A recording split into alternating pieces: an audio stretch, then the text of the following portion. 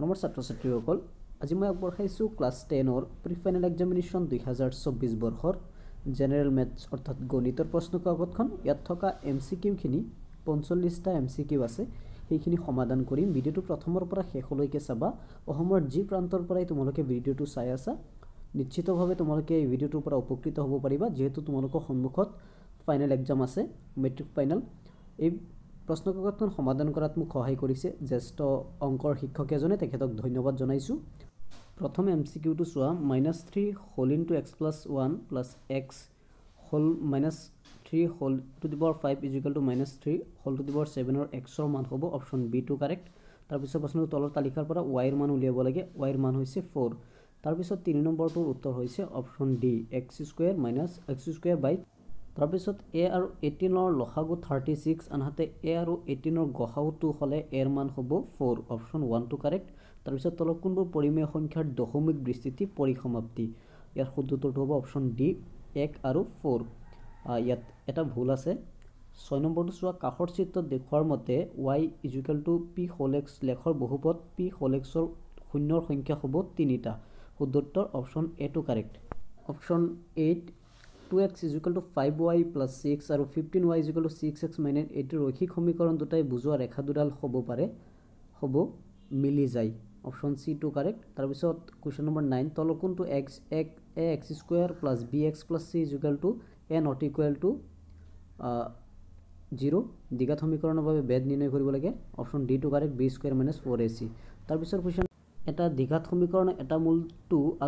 আৰু মূল দুটাৰ যোগফল 0 সমীকৰণটো হ'ব x² - 4 = 0 option B two correct তাৰপিছত শুদ্ধ উত্তৰ বাছি উলিয়াব লাগে 10টা আছে খালী ঠাই দিয়া আছে তাৰপিছত 13 আকৌ খালী ঠাই দিয়া আছে 3 সমান্তৰ প্ৰগতিৰ লুপ্ত পদকেইটা হ'ব 18 আৰু 8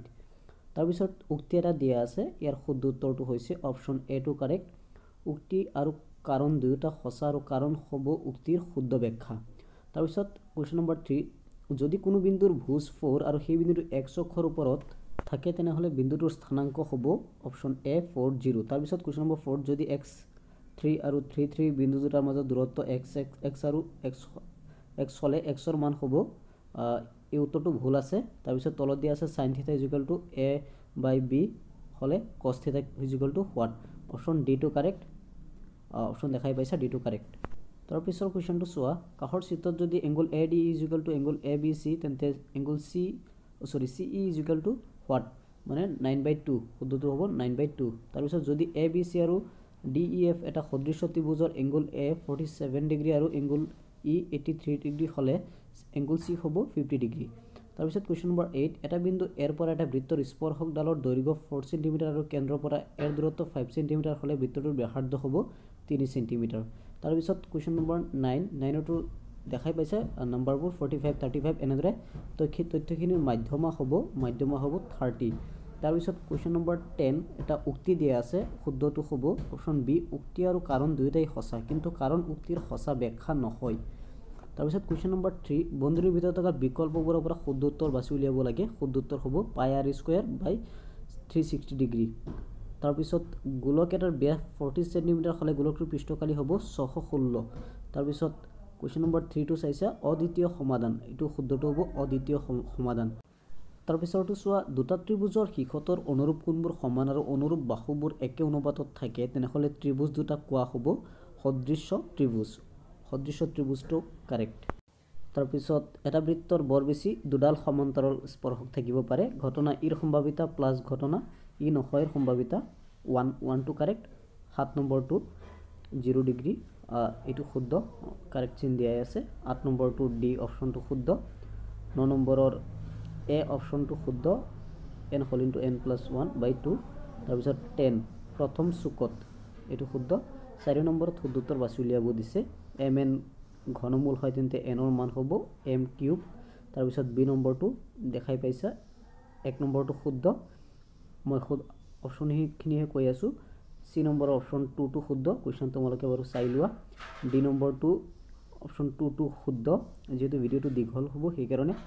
মই কুৱেশ্যন পঢ়া নাই ই নম্বৰটো হৈছে চোৱা ই নম্বৰৰ শুদ্ধ উত্তৰটো হৈছে অপশ্যন 3 তাৰপিছত এফৰটো হৈছে শুদ্ধ উত্তৰটো হৈছে 1 4 জিৰ শুদ্ধ উত্তৰটো হৈছে 09 এইচৰ শুদ্ধ উত্তৰ চিত্ৰ এটা দিয়াই আছে এইচৰ শুদ্ধ উত্তৰটো হৈছে অপশ্যন 2 55 ডিগ্ৰী জে নম্বৰৰ শুদ্ধ উত্তৰটো হৈছে অপশ্যন 2 6 সেন্টিমিটাৰ কে নম্বৰটোৰ শুদ্ধ উত্তৰ হৈছে 22 সেন্টিমিটাৰ আই নম্বৰ কে এল নম্বৰৰ শুদ্ধ উত্তৰটো হৈছে 6 সেন্টিমিটাৰ অপশ্যন 2 টো শুদ্ধ তাৰ পিছত এম নম্বৰটো হৈছে বহুলক কেন্দ্ৰীয় প্ৰবৃত্তিৰ মাপ হয় ইয়াৰ শুদ্ধ উত্তৰ হৈছে এ আৰু বি দুয়োটা উক্তি সত্য এন নম্বৰটোৰ শুদ্ধ উত্তৰ হৈছে অপশ্যন 2 তাৰ পিছত এন গ'ল তাৰ পিছত চোৱা লাষ্টৰ আৰু এটা এমচিকিউ বাকি আছে